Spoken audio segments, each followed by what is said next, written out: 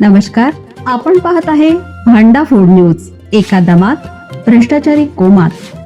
Social media, कर्जबाजारी, गुन्हेगारी, सट्टेबाजी, चोरी, मटका, जुगार, दारू, सावकारशाही, न्यायाच्या प्रतीक्षेत प्रशासन. भांडाफोड न्यूज. एका दमात भ्रष्टाचारी कोमात. संतोष जाधव प्रकरणात सीआयडी एसआयडी मार्फत चौकशी करा.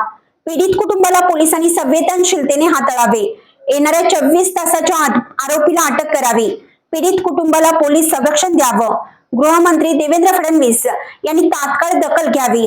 दीपक केदार, राष्ट्रीय अध्यक्ष, ऑल इंडिया पॅन्थर सेना. बीड जिल्ह्यातील जीएसटी अधिकारी संतोष जाधवर यांचा संशयास्पद मृतदेह आढळून आज 40 दिवस झालाय आणि 40 दिवस होऊन सुद्धा आरोपी अटक होत नाहीत.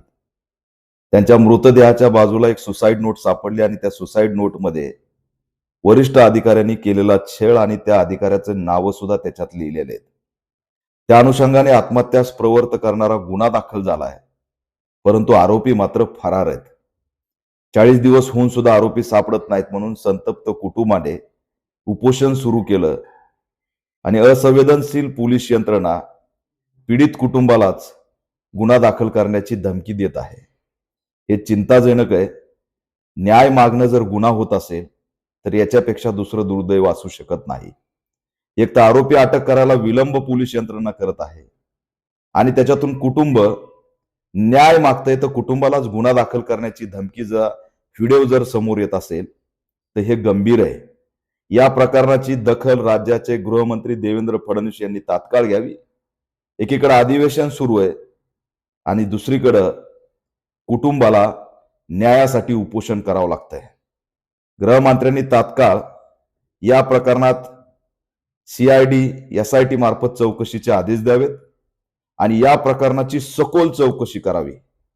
पीडित कुटुंबांनी काही आरोप केलेत, त्यांना ही आत्महत्या की हत्या याच्यावरती प्रश्नचिन्ह उपस्थित केलेत. त्याच्यामुळे सखोल चौकशी करून या प्रकरणातील सत्य बाहेर आलं पाहिजे अशी ऑल इंडिया पॅन्थर सेना मागणी करत आहे. मी राज्याच्या गृहमंत्र्यांना आवाहन करतोय की हे प्रकरण राज्यव्यापी झालं असून 24 तासाच्या आत आरोपीला अटक केली पाहिजे. अन्यथा येणाऱ्या काळात होणाऱ्या सर्व आंदोलनामध्ये ऑल इंडिया पॅन्थर सेना सहभागी असेल.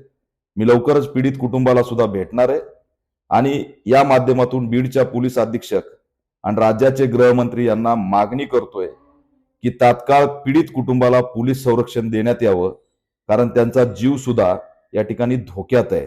आरोपी फरार असल्यामुळे त्यांच्या जीवाला सुद्धा धोका आहे. त्याच्यामुळे पीडितांना पोलीस संरक्षण देऊन आरोपीला तात्काळ अटक करून या प्रकरणात सीआयडी एसआयटी मार्फत चौकशी करावी अशी ऑल इंडिया पॅन्थर सेना मागणी करते.